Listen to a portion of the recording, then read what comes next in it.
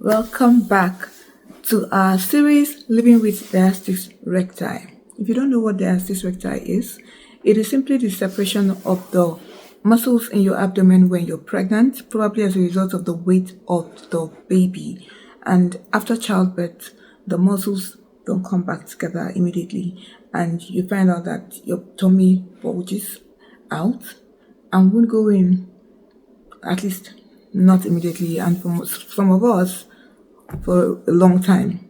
So that is what diastasis recti means in summary. I have a previous video where I talked about diastasis recti in full length, so you can check it out. We'll be talking more about other struggles and how to live with it. One of the struggles of living with diastasis recti is the weak core that leads to poor or bad posture. One thing that I've experienced is because of DR, my core is weak, and which makes me slouch sometimes when I sit. Most times I sit, I slouch instead of sitting up, what's like sitting straight. That's as a result of my weak core, and also sometimes is an effect of the back pain that I'm feeling. So one thing that can help, or that has helped me, is by doing the deep core exercises, whereby you have to like hold your core. You hold it, you hold your tummy when you sit. That way it will make you like it feels like you're holding your core. It's not an easy task. I must tell you, that thing is not easy. Most times I'm like, how can somebody just be walking about like a robot? Because when you're holding your core, but I know that doing it gets easier if you engage in it, because there's nothing you do constantly that you don't get better at. So whenever you can, especially if you're like me, that my job needs me to sit and work on a computer, you have to learn how to practice deep core exercises. It will help that posture.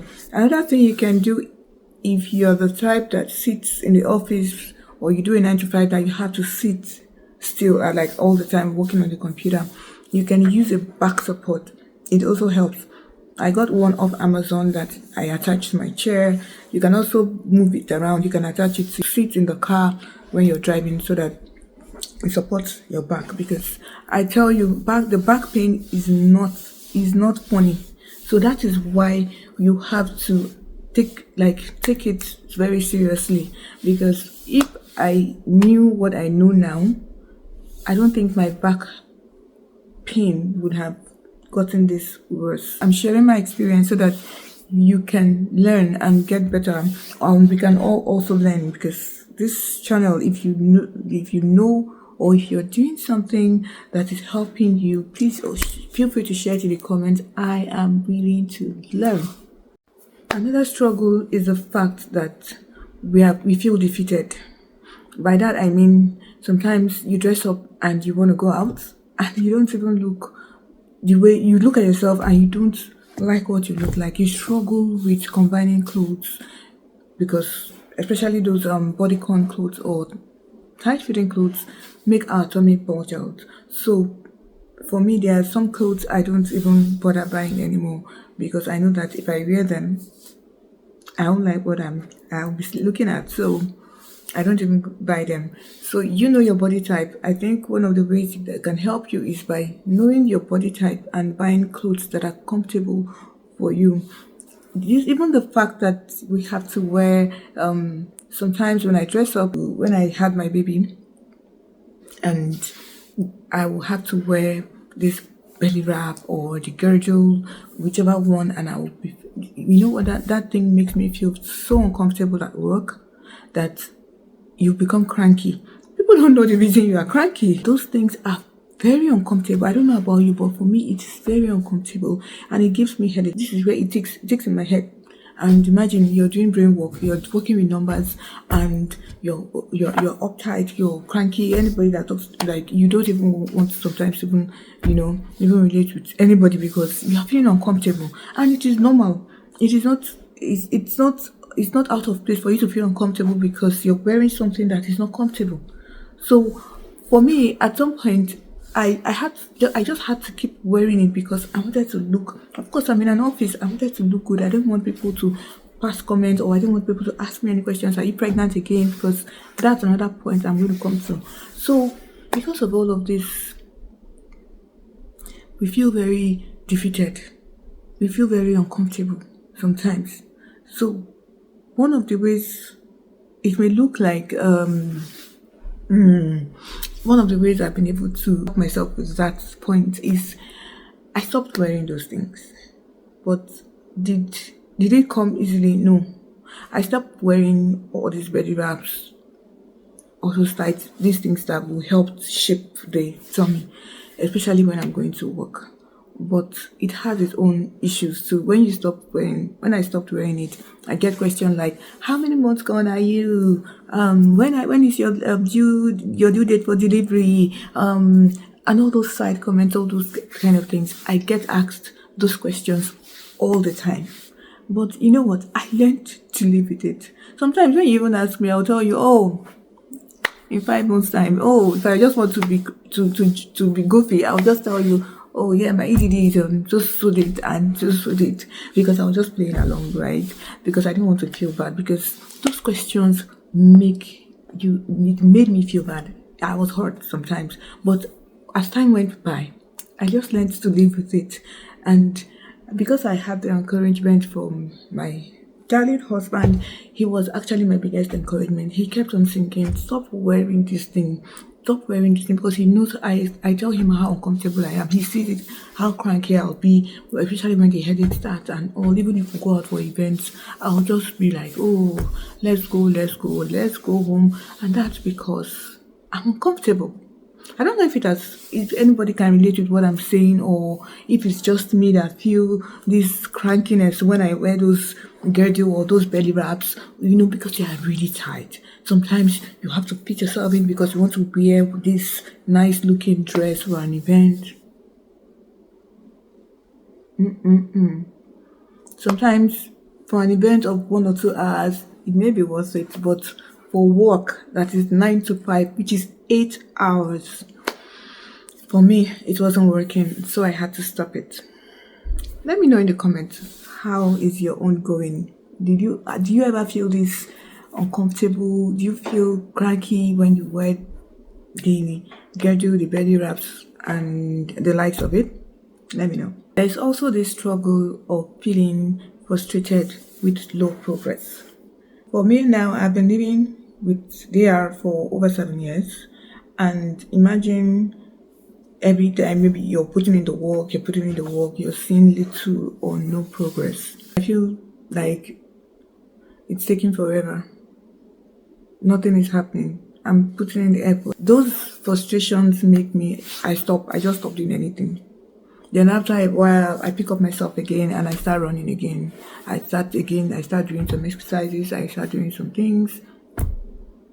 I feel frustrated again, I relax, then I start up again. What I would just say about feeling frustrated is we need to give ourselves grace. We don't have to be frustrated. It's okay to feel frustrated, but the most important thing is to pick yourself up. After feeling frustrated, don't dwell in your frustration. Pick yourself up and start running again. Running again, I mean, start doing what you have to do because DR is a medical condition. It takes time for medical conditions to heal. Okay, it takes time. So whatever you're doing, just give yourself some grace and tell yourself that, keep encouraging yourself that it's a gradual process that will maybe not go out away 100%, but at least will go out. I've learned how to manage it, and that is part of the things I'm sharing. I've learned how to tell myself it is not a sprint, it's a marathon. It's a journey that will become better every day. Right now, I've picked up again and I've started seeing little progress. Because anything you're working at, you will see progress. But if you stop, if you relapse and you go back to square one, then you start again. Especially when it comes to exercises, especially exercises. If you stop, you go back to square one. And when you're ready, you start from that point that you left before.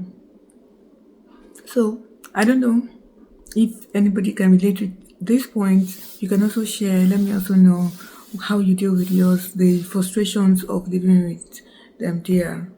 Another struggle is the fact that women feel embarrassed, feel ashamed, they feel low to even talk about it. I don't think it is anything to be ashamed about. Yes, I've been there. It was a baby we had, and we should be happy we had kids, we had babies. We should stop beating up ourselves and stop feeling ashamed about it. There's no need to feel ashamed about having DR. Yes, I felt ashamed at some point. I felt low. I felt like everybody was looking at me and you were staring at my tummy. Anytime I just show up, I just feel, oh, their eyes are going to my tummy, and I begin to feel uncomfortable about it. But no, I think one way we can help ourselves is by talking about it. Let people know that it's a condition. It's not what you wished for yourself, and this is the way it is. I think we should create more awareness about it and let people know what it is, so that they even learn. Because lack of information also make people say things that they don't know. They make people judge people. So, but the more we talk about it, the more we share it, the more we enlighten people about it, the less our struggles are. Yeah. Do you know that there is lack of awareness even among doctors and among trainers? For example, I've been to a place like a hospital, kind of, and the first thing they told me was I had hernia. And I'm like, well, maybe, but I think it is called diastasis recti, and I was enlightening the practitioner that I met, okay, and we talked about it, and I just found out that some people don't even know what it is. Even trainers, like all these fitness groups and fitness, some of them don't even know that they don't know so much about the air, and they expect you to do certain kind of exercises that you shouldn't be doing when you have DR. So one thing I would say is that as a person living with DR, you have to do your own research. Do your own research so that when people or when you meet all these trainers or medical practitioners that don't know so much about it, you can also enlighten them based on what you know. Again, you have to advocate for yourself. If you meet trainers or medical practitioners that don't know about it and they don't want to listen to you, you have to seek a second opinion.